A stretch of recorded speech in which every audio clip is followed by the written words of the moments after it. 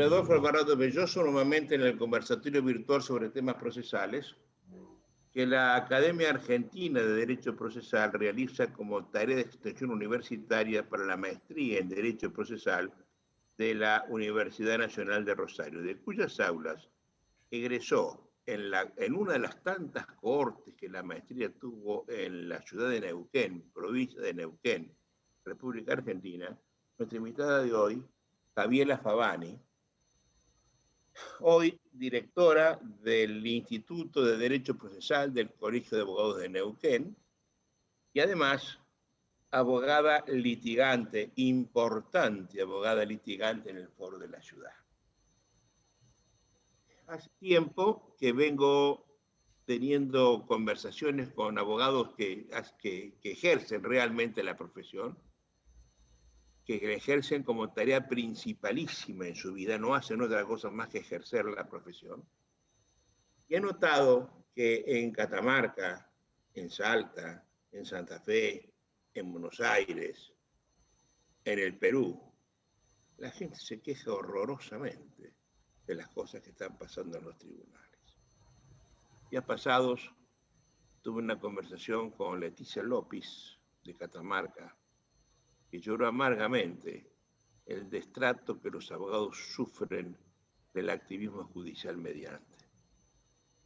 Hace un rato, en el día de hoy, donde estoy haciendo este conversatorio, he visto por las redes sociales que en un pleito sonadísimo que se lleva contra Colombia en la Comisión Interamericana de Juristas de San José de Costa Rica, Colombia, el país Colombia, ha recusado con causa al total de los jueces del tribunal por hacerle preguntas oficiosas y a su entender capciosas a quien estaba siendo juzgado, a Colombia. Que lo haga Colombia, que es el país rey de la prueba de oficio, que salga precisamente a recusar en un pleito sonadísimo internacional al tribunal porque le pregunta. Es una suerte de petición de principios al revés, ¿no? Es una cosa de tirar, de escupir contra el cielo. Y si todos buscan ahora, después de lo que yo les estoy contando, no hay lugar donde no haya noticia respecto de este tema.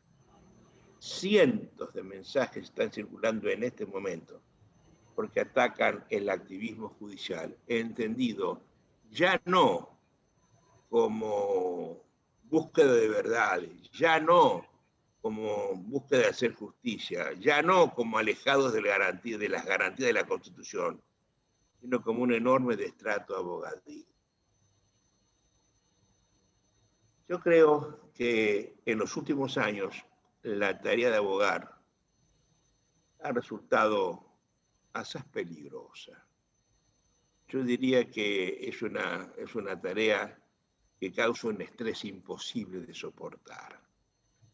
El abogado se pelea con la mesa de entrada, con el abogado contrario, con el secretario, con el juez, con la parte contraria, y a la postre se pelea con su propio cliente, ¿no? No hay cliente que quede contento al momento de tenerle que pagar honorarios al abogado. Pero además las leyes vigentes conspiran todas contra el abogado. El abogado tiene que hacer el ejercicio de su profesión un lobo solitario, no puede tener socios, no debe tener socios, nunca los puede tener por el tipo de ejercicio de la profesión. Y al no hacerlo, es un hombre que nunca tiene licencias, nunca tiene permisos para nada. Está atado a las ferias judiciales que si además no se hacen para todo el mundo al mismo tiempo como tradicionalmente se hace, como quiere cambiarse ahora en un montón de lugares, quiere entender el problema, el abogado no tiene derecho a sus vacaciones, ni a enfermedades, ni a nacimientos de hijos, ni a nada por el estilo. Neuquén no se escapa a esta regla. La justicia neuquina hace años, yo visito mucho Neuquén, tiene un foro asaz activista. Es muy difícil encontrar quien respete las garantías de la Constitución entre los jueces neuquinos, particularmente entre los civiles. Y Y quiero charlar de eso con Javiera, que también seguramente lo sufre porque ella ejerce la profesión de abogados importantemente. Pareciera que, como dijo alguien el otro día, se está minando la dignidad del abogado. Yo personalmente soy una muestra no de indignidad, sino de cansancio. Hace unos años, cuando Orgaz estaba en la corte, Alfredo Orgaz, el gran juez de la corte, en la época de Frondizi, creo, más o menos, en los años 60, 70, ya pasó tanto tiempo que no lo recuerdo, que popularizó su renuncia al Poder Judicial diciendo que se alejaba por cansancio moral. Frase terrible, estar cansado moralmente de una actividad que se cumple con vocación, con esmero, con dedicación. Yo el año pasado cancelé mi matrícula abogadil después de 30 años de ejercicio. Cuando me preguntaron por qué me iba de la abogacía, y tenía que ponerlo, porque hay un formulario que tiene los puntos suspensivos para expresar por qué uno se va. Dije, me voy por hartazgo, porque hay cosas que ya no se pueden soportar. Y de eso nadie habla. Es como esa película argentina de Graciela Borges, de esto no se habla, ¿no? Nadie se anima a decirlo. ¿Quién le pone el cascabel al gato? Y yo no pretendo ser un hombre políticamente correcto. Entonces yo quiero mostrar las cosas que están pasando. Porque no son las cosas que tendrían que pasar. Vinculo esto con Colombia. En el país es el rey de la prueba de oficio. Ahora, cuando la prueba de oficio lo molesta como país, recusa con causa a los jueces por preguntar, que es precisamente lo que ellos defienden desde la normación misma del derecho procesal. Yo quiero charlar con Javiera, que sufre estas mismas cosas como lo sufro yo. Si ella en los últimos años ha visto afectado el ejercicio de la profesión, ella se ha visto disminuida profesionalmente, menoscabada. ¿En qué contexto, si es que eso ha pasado, en qué contexto ha ocurrido? Y querida Javiera, con todo afecto, te recibo en este conversatorio, que es tu casa, es la maestría. Y ya viste mi desazón sobre el tema y te pregunto si te ha pasado, si ves las cosas como las veo yo, para que nos cuentes y le contemos a la gente joven las cosas que los un poco más menos jóvenes estamos viendo y sufriendo. Javiera, te escucho con toda atención. Bueno, en primer lugar, Adolfo, una alegría de volver a verlo.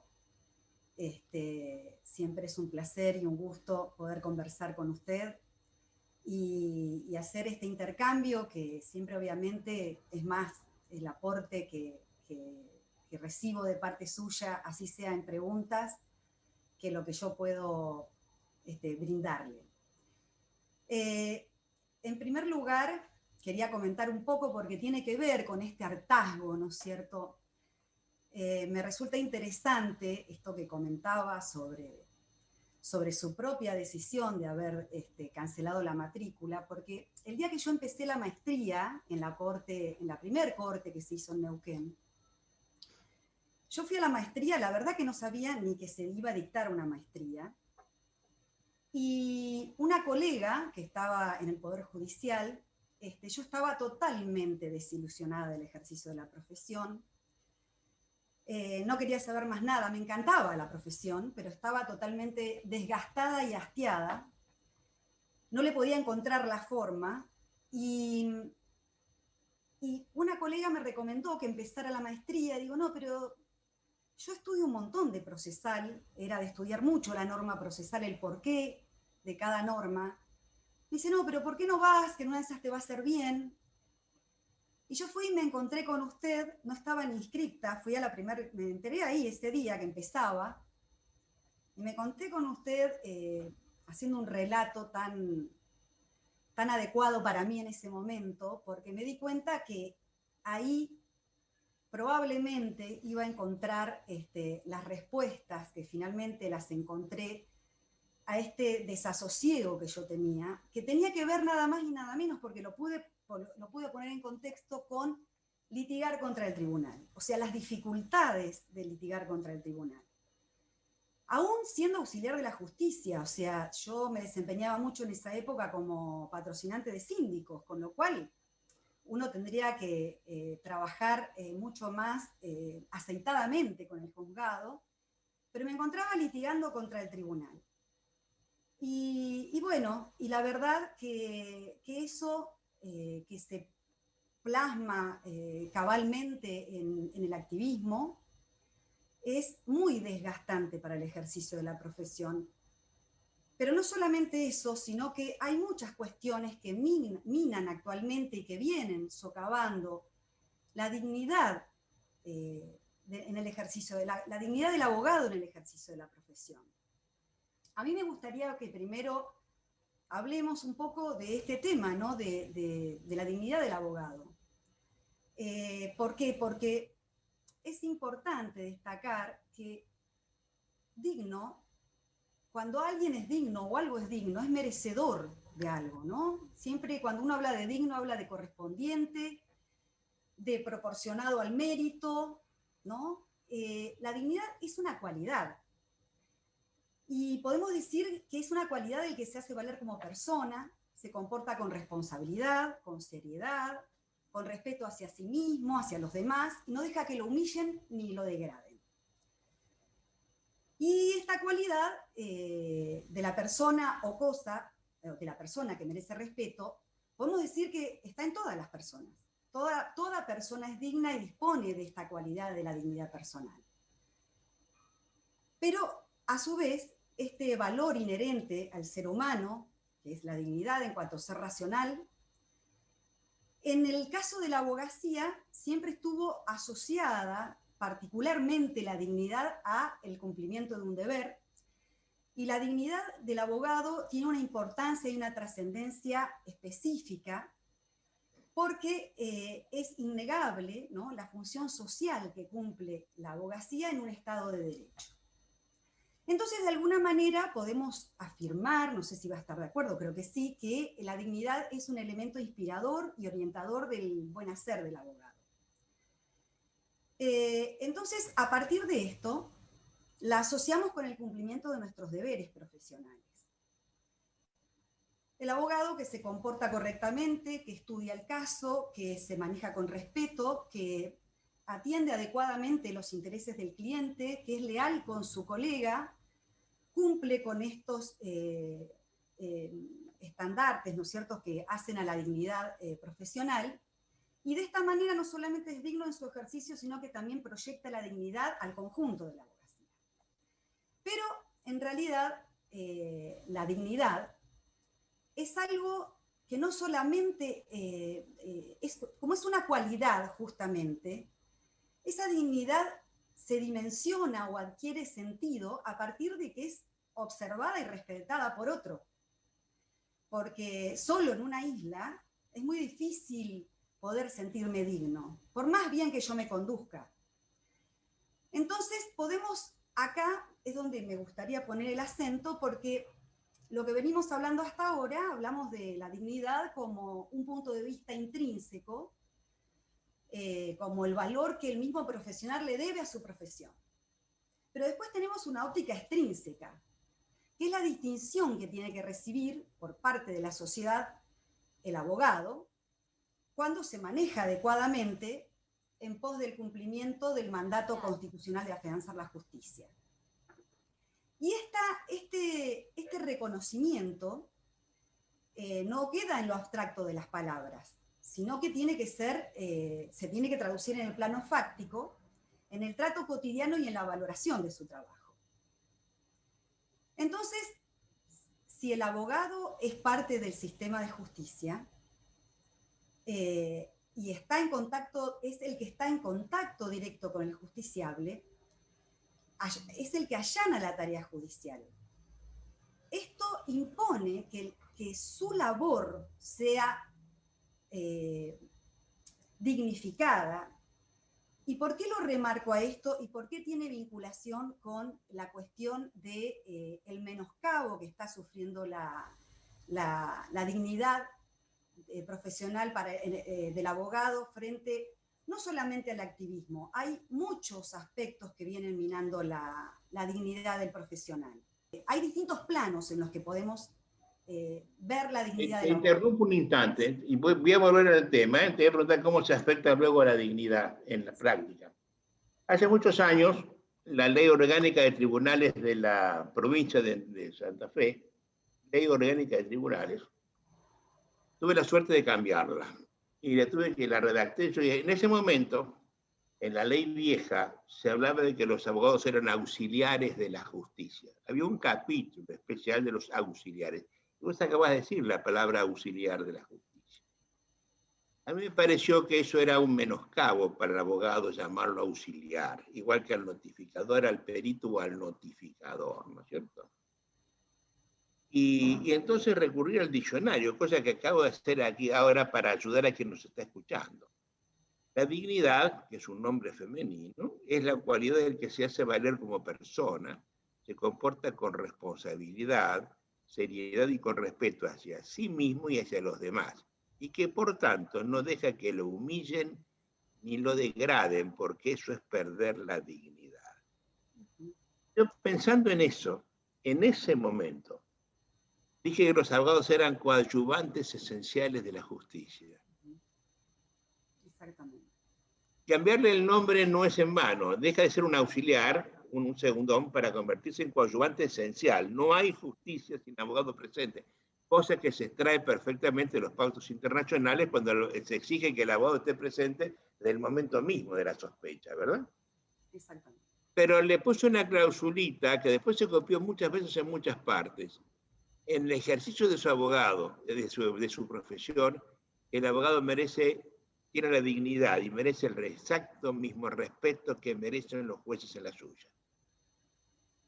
Y eso es lo que precisamente no está ocurriendo con lo cual nos estás contando vos. Y ahora me vas a contar en cuáles son los casos en que a vos has visto afectada la dignidad. Ahí fue donde yo te interrumpí. Es que específicamente lo que usted plantea está receptado normativamente en el artículo 58 del Código Procesal Provincial, en el de Nación también, este trato debido a los abogados. Y ahí el legislador claramente consideró valioso el ejercicio de la abogacía y lo puso en una categoría de magisterio público, ¿no? Al consagrarlo y asimilarlo en el trato y en el respeto que se le debe al magistrado. Pero el punto es este. Como decíamos, la dignidad del abogado sufre afrentas en distintos planos. Nosotros tenemos por una parte, para empezar, por el plano, si se quiere, el plano de lo económico, ¿no?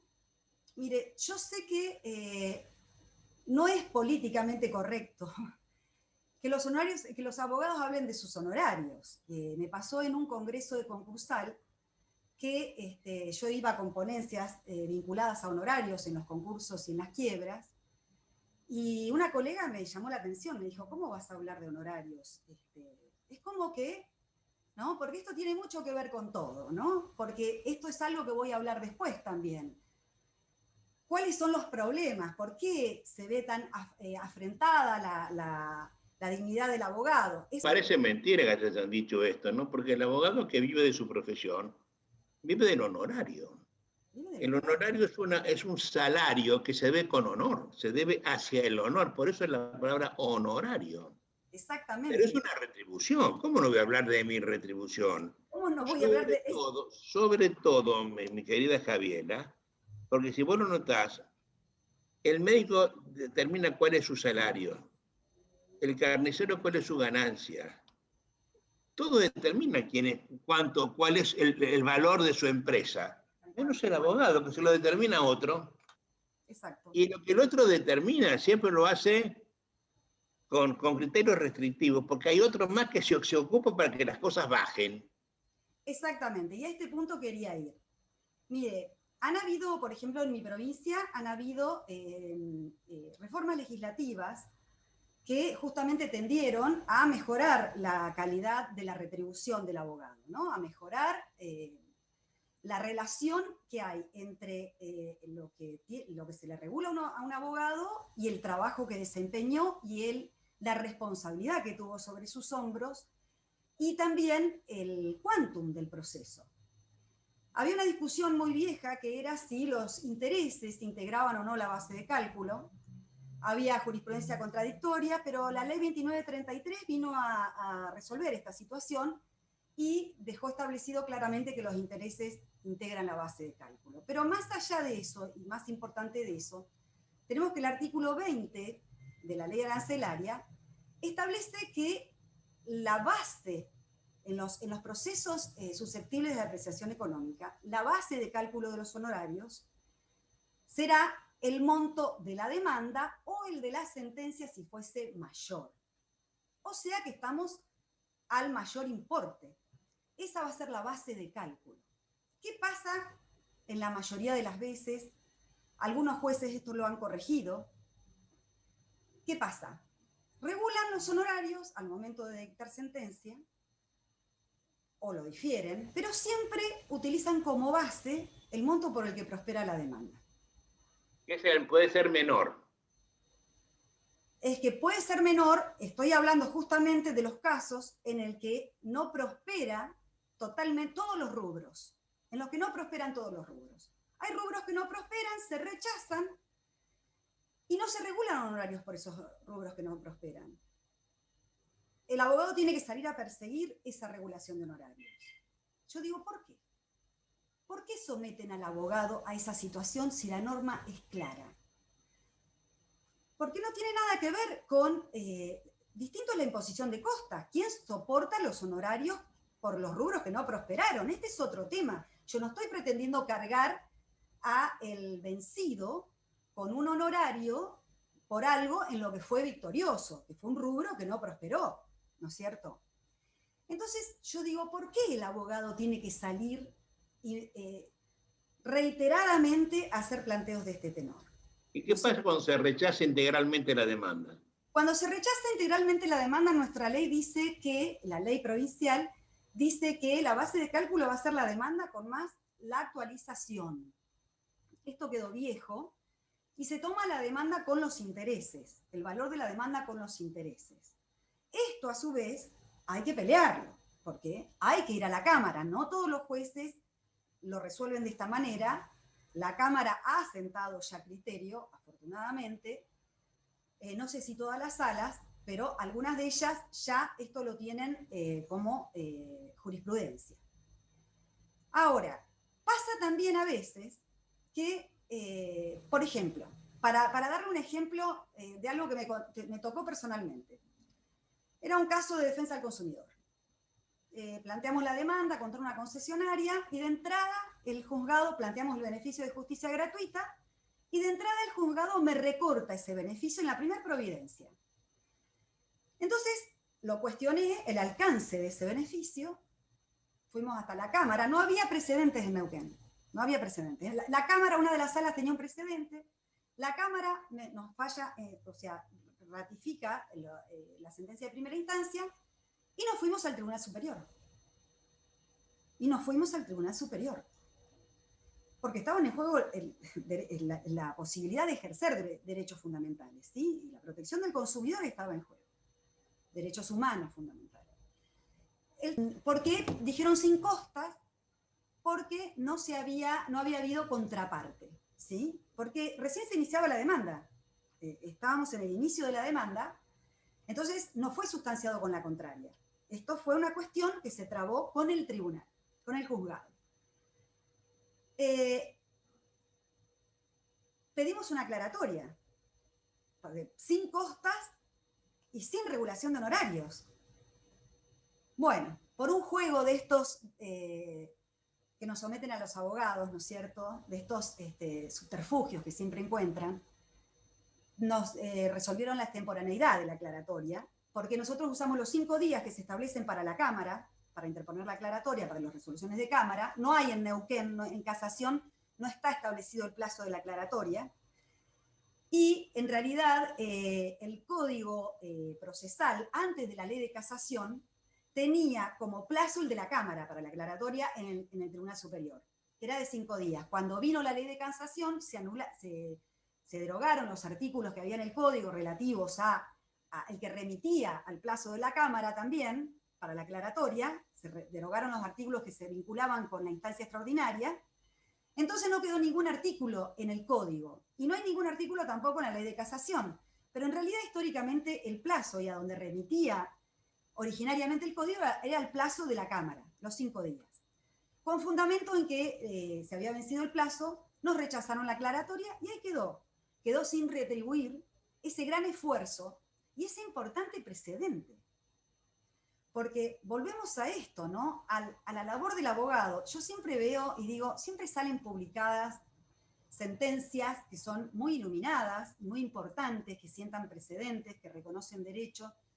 Pero siempre digo, ¿por qué nadie entiende? O sea, ¿por qué no se expone? Esa sentencia es producto del trabajo de un abogado. Un abogado disparó esa sentencia con su planteo.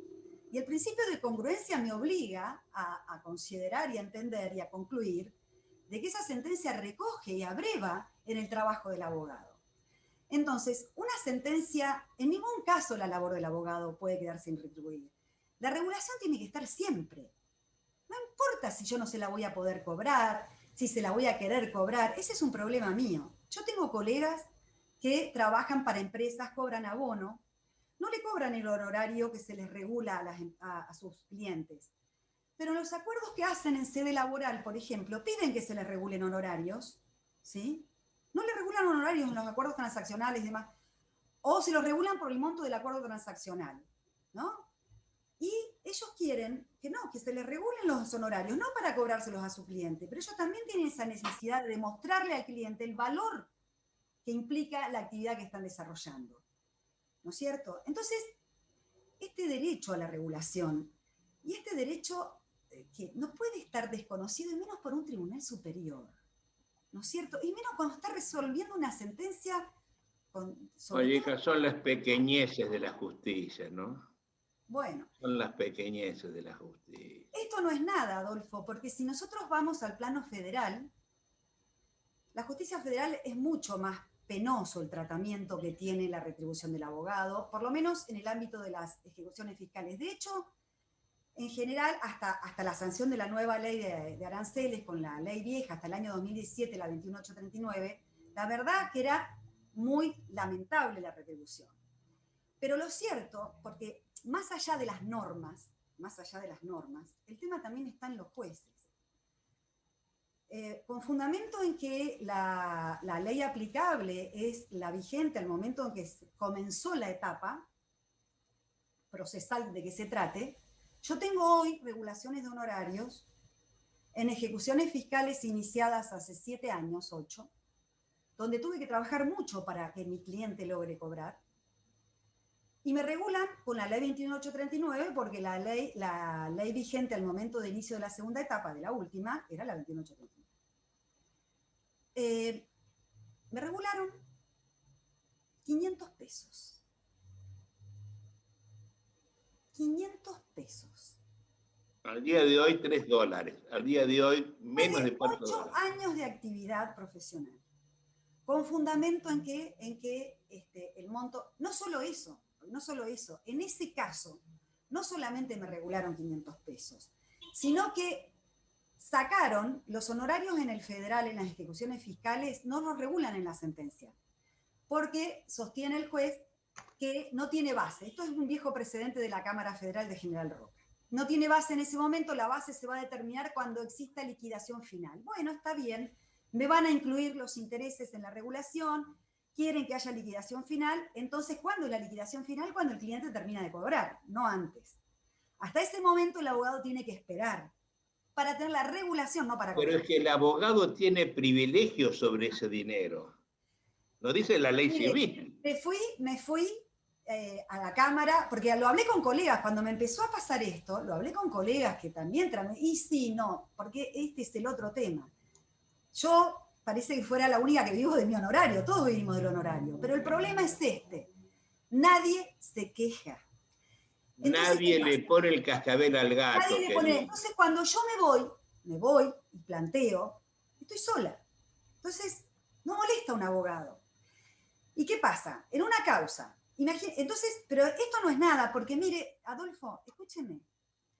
Este diferimiento del honorario tiene como finalidad que se contemple en la base el interés que cobró el actor, ¿no? La totalidad de los intereses, que en tema de obra social son muy altos. En tema de obra social los intereses son altos y a veces, no sé, son 8 veces más que el capital a lo largo del tiempo, ¿sí? En el tiempo que transcurre en cobrar, son muchos. Ahora la juez, casi concomitante con la entrada en vigencia de la nueva ley de aranceles que establece expresamente que deben estar adentro de la base de cálculo de los intereses, porque antes esto no quedaba claro, hablaba de monto del proceso, casi concomitante con esto, la juez federal, analogando incorrectamente el precedente Las Marías en una acción meramente declarativa de la Corte Suprema de Justicia de la Nación, empezó a regular honorarios, estos honorarios diferidos, usando como base el capital histórico. Ni siquiera el monto de la demanda. Dentro del certificado de deuda, el capital solo. Sosteniendo que no corresponde, dentro de la 21839, incluir los intereses en la base de cálculo de la regulación de honorarios. O sea, no solamente tuvimos que esperar para que nos regulen los honorarios sin ningún sentido ahora, porque entonces, ¿para qué esperamos todo este tiempo? Sino que nos sacan algo que ya estaba adquirido para nosotros. Esto, afortunadamente, fue corregido por la Cámara Federal. La Cámara Federal ya sentó el precedente. Lamentablemente, no en función de lo que planteamos, y era que, más allá de que históricamente la Cámara sostenía que los intereses integraban la base, nosotros lo que planteamos, porque al haber un nuevo fallo de corte sobre la materia, es importante que se aborde la bondad o no de ese fallo o la aplicabilidad, que es lo que nosotros planteábamos. Ese era un fallo que la Corte dictó en una acción meramente declarativa, donde se debatía una cuestión de hidrocarburos, con montos siderales en juego. Entonces, en ese caso, la Corte dijo, si no podemos usar la ley de aranceles porque la acción meramente declarativa tiene un honorario determinado, no importa el monto que tenga, no se trata de un monto proceso cuantificable económicamente, pero en ese caso la responsabilidad y el debate y la importancia de la materia hizo que la Corte se apartara y dijo, vamos a usar el monto del proceso, pero no vamos a incluir los intereses. Entonces, no es de aplicación a una ejecución fiscal. Claramente eso no es de aplicación. Pero el juez encuentra que no va a los intereses y listo, parece que le encantara. Lo aplica rajatabla. ¿No? Como si lo pagara él el honorario, ¿no? Exactamente. Este es un tema, otro tema último que por tirar temas, hay un montón para hablar respecto de la retribución, pero fíjese que es también paradójico, ¿no? A nadie se le ocurre pensar que algún trabajo pueda no ser remunerado, ¿no es cierto? Alguna profesión se puede imaginar que no sea remunerada la actividad que desarrolla un profesional. Más que el sacerdote cobra por casarte. Bueno, ahora, en el ámbito federal, las ejecuciones de honorarios, y en provincia también esto sucede en alguna medida, cuando yo quiero ejecutar mis honorarios en una ejecución fiscal, termina de cobrar el actor, ahora me toca a mí. Me regulan y me toca a mí empezar a cobrar. Si hay plata en el expediente, bárbaro, cobro de ahí. Si no hay plata en el expediente, yo tengo que arrancar con mi ejecución de honorarios, que no me permiten hacer una incidente ejecución de honorarios. No me lo admiten. Me dicen que no, que es la misma ejecución, que yo todas las medidas las tengo que adoptar desde ahí. ¿Por qué? ¿Por qué no me van a regular más honorarios? Si yo estoy 5 años y tengo que hacer malabares, oficios, embargos, mandamientos en extraña jurisdicción, lo que sea, para cobrar mi honorario, con eso me tengo que dar por satisfecha. porque con ese honorario que me regularon la ejecución es el único honorario que regulan. Y este es un fallo de cámara que el tribunal lo haga. Oye, estas son las cosas que pasan por las cuales, el otro día hablaba con un abogado viejo, de que él dice, estas son las cosas que nos echan de la profesión, ¿no? Claro, Nos exactamente. echan de la profesión, ¿no? La pellejería tribunalicia hace que no... Porque además de todo esto, vos tenés otro problema que no lo has mencionado y que afecta severamente la dignidad, que es no el maltrato, el destrato en una mesa de entrada. Bueno, ¿Te acuerdas de aquel personaje de Gasalla que gritaba atrás? Bueno, eso se da todos los días. sí, hay muchos juzgados en lo que pasa esto.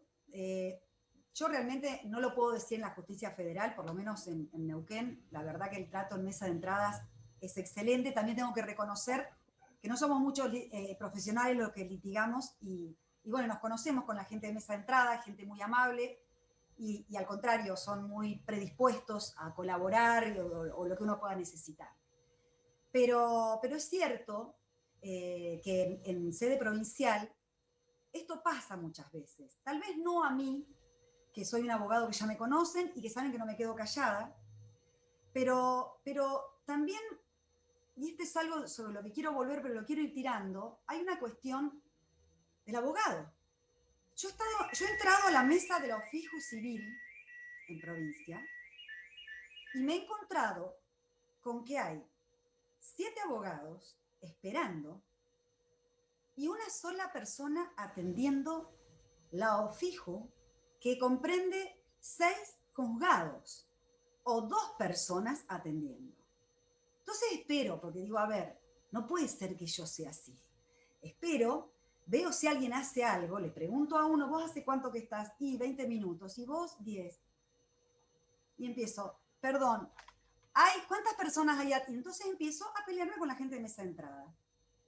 Pido hablar con la directora de la OFIJU, empiezo a hacer lío. Y obviamente que no les gusta, y yo sé que no les gusta, y a mí tampoco me gusta. Pero el compromiso, como yo les planteé, en el Colegio de Abogados, el compromiso del Poder Judicial, cuando a pesar de la resistencia de los abogados implementaron la SOFIJU, fue que iba a haber por lo menos 4 personas siempre en la mesa de entradas. Yo no pretendo que haya 4 personas cuando hay un abogado, claramente, pero lo que no puede ser es que haya abogados esperando hace 20 minutos, 30 minutos, y haya 1 o 2 personas atendiendo. Pero lo que tampoco puede ser es que el abogado no haga nada. El resto de los abogados están en silencio. Y esto, ahí es donde viene también el tema, ¿no es cierto?, de dónde viene el problema también de la dignidad del abogado, de la afrenta contra la dignidad del abogado. Mira, Adolfo, yendo a otro plano, que tiene que ver ahora con, podemos pasar ya al tema del abogado como ser humano, ¿no es cierto? El abogado como ser humano, como persona de carne y hueso, ¿no? Como superhéroe, porque usted sabe que, por lo menos en mi provincia, el abogado es un superhéroe. El abogado no se enferma, no se le mueren familiares, no le pasa nada, porque si le pasa algo de eso, tiene que hacer como que no le pasó nada, tiene que seguir trabajando como si nada hubiera sucedido. Si mañana tiene COVID, no, y bueno, se le caen los plazos. No hay licencia para el abogado en ninguna parte de la Argentina. No, sí, mire, ¿sabe que nosotros en el Instituto de Derecho Procesal en el año 2016 estuvimos casi un año trabajando con este tema? Porque nos parecía, fue instado por, no sé si lo recuerda, a Rodríguez Bello, que en un momento fue presidente del colegio. Rabito. Rabito. Cuando él era integrante del Consejo de la Magistratura, yo un día le planteé, yo en alguna oportunidad se me ocurrió la loca idea de intentar o pensar de que podía entrar al Poder Judicial y que ahí iba a poder dar lo que tenía para dar, sentía que de alguna manera ya estaba el ejercicio profesional y tenía ganas de estar desde otro lugar. Pero claro, era imposible prepararme para el examen. era imposible. Yo tengo mi estudio, trabajo artesanalmente cada caso, los peleo a todos, no, bueno, entonces me era imposible. Y justo me encuentro con Rabito, que ya estaba como consejero en el Consejo de la Magistratura, y le dije, che, no puede ser que los abogados no tengamos días, porque había gente que iba a rendir el mismo examen que yo, que estaba en un juzgado como juez, y hacía un mes que tenía licencia y se estaba preparando para el examen. Licencia por examen. Otros 15 días y yo no podía tener nada. Yo el día anterior no me presenté nunca al examen al final porque la verdad, más allá de los tiempos, no sé si podría cuadrar dentro del Poder Judicial. Pero más allá de eso, eso fue el disparador para sentir que teníamos que trabajar con este tema de las licencias. Rabito me dijo, ¿por qué no hacen? Habría que hacer una ley de licencias. Bueno, lo planteé en el Instituto de Derecho Procesal y empezamos a trabajar. Empezamos a buscar. Nos encontramos con que algunas provincias lo tienen regulado. Tucumán hace más de 20 años que tiene una ley de licencias para abogados. Salta también tiene dentro del Código Procesal normas que contemplan las licencias para los abogados. Si no me equivoco, Córdoba también. Y Entre Ríos, hace no mucho tiempo, sancionó su ley de licencias para abogados. Mendoza tiene proyecto de ley, no sé si ya lo habrá sancionado, honestamente. Y cada sistema ronda, ¿no? Hay discusiones que se generan. Yo no pensé que iba a ser tanta discusión armar una ley de licencias, pero claro, entran en juego un montón de cuestiones. El tema que nosotros trabajamos muy arduamente, muy seriamente, llamamos a Tucumán, preguntamos cómo era el tema, cómo podía ser, buscamos cuál era la mejor solución, debatimos cada artículo, si correspondía que se le diera licencia al abogado que trabaja solo o cuando trabaja en un estudio. Cada vez nos fuimos convenciendo más de las condiciones indignas en las que trabaja un abogado. Nuestra Constitución provincial establece que se va a garantizar al trabajador una existencia digna. Es más que condiciones de trabajo digno, ¿no? Porque este es el tema. Claro. Este es el tema. Entonces, cada vez nos convencíamos más y nos aberrábamos más de los términos en los que trabajamos. Si una mujer mañana pierde un embarazo, tiene que al otro día el vencimiento. No tiene otra posibilidad. Y hay todo un dolor, y hay toda una cuestión física y moral, pero y si tiene un hijo, bueno, pero para eso tenés que trabajar con otro. No, pero el cliente me vino a ver a mí. El cliente confía en mí. ¿Por qué yo tengo que manejar? ¿Por qué se tiene que manejar de esa manera? Trabajamos muchísimo. Armamos un proyecto, yo en alguna oportunidad le compartí el articulado. Armamos hasta la exposición de motivos. Organizamos una charla abierta con todos los matriculados. Se lo elevamos al Consejo Directivo para que lo presente a través de algún legislador, lo ingrese en la legislatura. Y no teníamos ninguna respuesta del Consejo. Nada. Silencio de radio.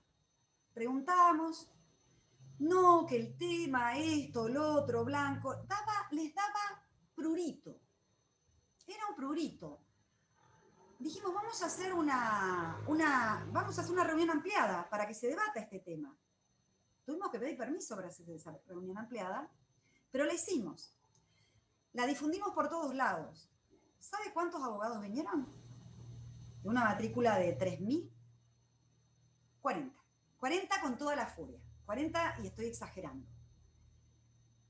Fue muy lamentable. Nosotros hicimos una exposición, los miembros del instituto, con filminas, planteando los tratados internacionales, tratando de despabilar. Bueno, ese proyecto ni siquiera fue tratado nunca por el Consejo. Nunca nos dijeron, no, mira, pues nosotros cuando elevamos el proyecto al Consejo le dijimos, mire, otro, el que quieran, de cualquier otra manera, pero necesitamos tener una ley de licencia.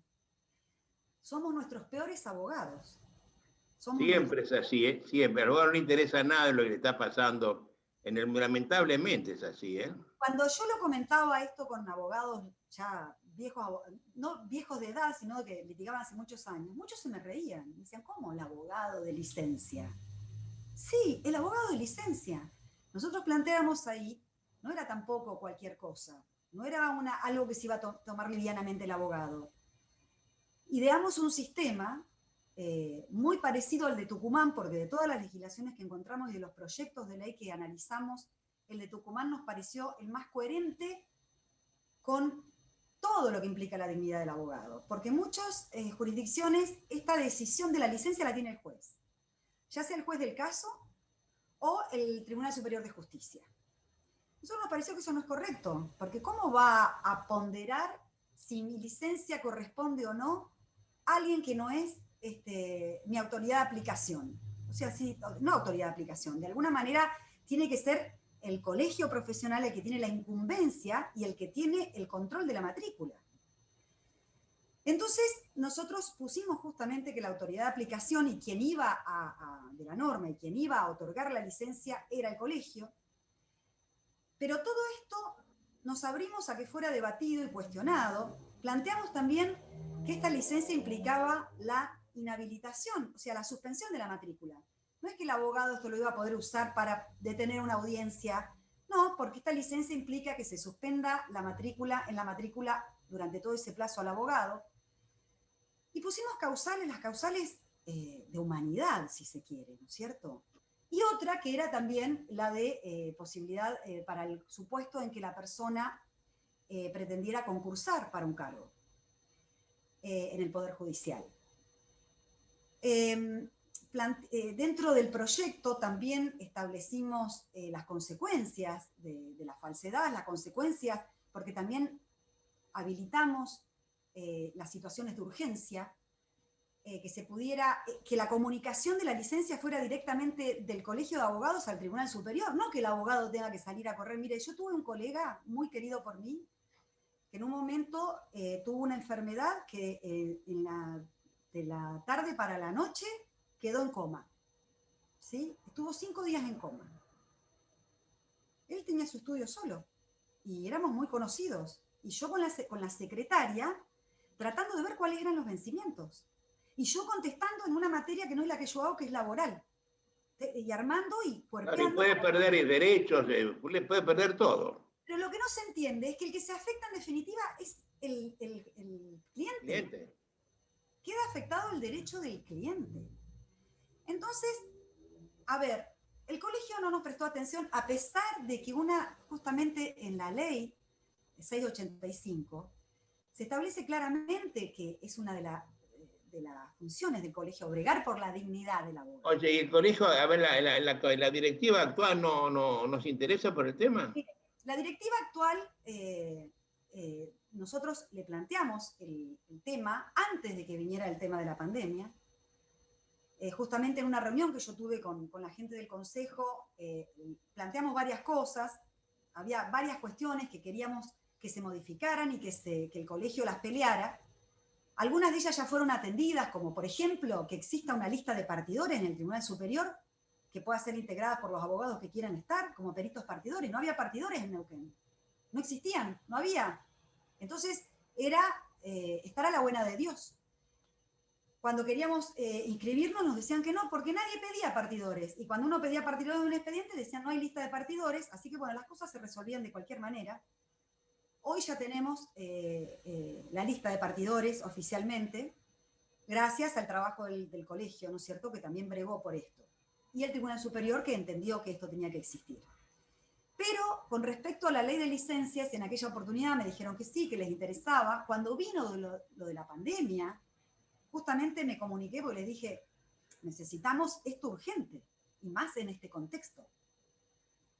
Está bien, hay un montón de cuestiones que atender. Esto puso en agenda de urgente hasta lo más básico, ¿no es cierto? Y yo entiendo que el colegio tiene muchos frentes tratando de resolver las situaciones que se dan día a día y cómo se hace para destrabar y que se empiece a agilizar el funcionamiento de los juzgados. Pero bueno, yo creo que este tema en realidad tendría que ser prioritario en la agenda y más en este contexto de pandemia. Todavía no es. Claro que sí, ¿no? Claro que sí. Ahora, esto como ser humano, pero también hay otra cuestión, ¿no es cierto?, que ya tiene que ver con la mirada del otro, y ahí es donde viene el tema de el activismo. Oye, para eso tenemos que tener otra conversación. Ya se nos venció el plazo de este conversatorio y me interesa mucho hablar de cómo el activismo degrada la profesión de abogado. Y eso va a exceder los poquísimos minutos que me quedan por delante. Entonces te propongo esto. Yo sé que para vos es dificultoso, pero quiero tener otra charla contigo. Sería muy decontractista, muy natural, muy entretenida. Quiero que preparemos otra charla para ver dignidad abogadil y activismo judicial. Sí, me Te gustaría comprometo ahora públicamente a que me digas que sí y te vuelvo a llamar muy pronto para terminar esta conversación de hoy. Le voy a decir que sí, le voy a decir que agreguemos oralidad, ¿sí?, dignidad profesional, oralidad y tecnología. O sea, ¿qué pasa con todo eso? ¿Sí? Vaya pensando en el título que todo eso comprenda. Siempre tiene que ver con lo mismo, siempre tiene que ver con la posibilidad de ejercer dignamente la profesión, siempre tiene que ver con la posibilidad de satisfacer adecuadamente el derecho o la garantía del debido proceso de nuestros clientes. Porque en todo esto siempre, en definitiva, lo que se daña es el debido proceso. Al afectar la dignidad del abogado, se afecta el debido proceso. Entonces, querida Gabriela Javilita, le mando un beso grandote con todo mi agradecimiento. Bueno, Adolfo. Espere mi próximo llamado, ¿eh? Será pronto. Bueno, muchas gracias, Adolfo. Gaby, gracias por todo. Cariño.